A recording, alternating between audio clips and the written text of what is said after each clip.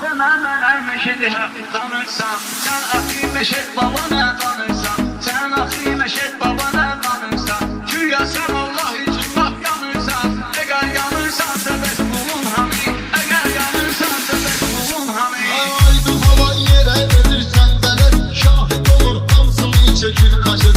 Namaz kılmayırıp sen vermezler, hidayetin halı buyruğun halı, hidayetin halı buyruğun halı. Yakçı boyun sense buyruğun halı, yakçı boyun sense buyruğun halı. Sana da olmayacaksan sen bana, çok özümü göstermeyle sen bana, çok özümü göstermeyle sen bana. Şairlikte unutmuşsan sen bana, şairlikte unutmuşsan sen bana.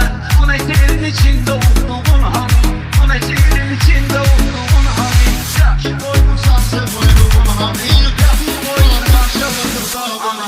Bu da ben çatmam sen dağıma, yettinen bu kömek benim dağıma. Bir gün şehir dayak düştü yadıma, dayak bir gün şehir düştü yadıma. Mehmet'e geldi sen sorduğun halı, Mehmet'e geldi sen sorduğun halı.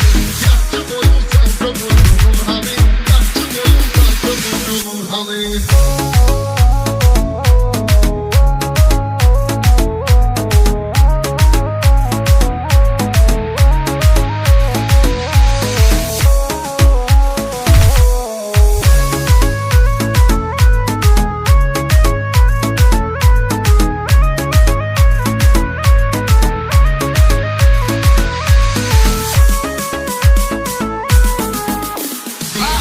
Sözü gören kimin dostudur, ne rast edilir ne de ki dostudur.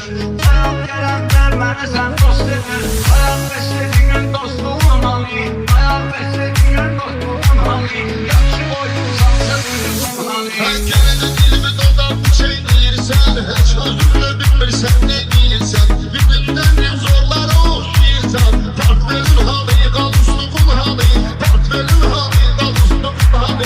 Yakçı boyun sense buyruğun halı, yakçı boyun sense buyruğun halı. Allah'ım kaçta sen de çok ot dediysen, bir iki manattan özür diliysen, bir iki manatçın özür ediliysen, hindi ben içilen kışkan dediysen, resmeyle senin vurduğun hani, resmeyle senin vurduğun hani, o senin elle vurduğun hani. Yakçı boyun sense buyruğun halı. Ramiz git desen kapıyorsun.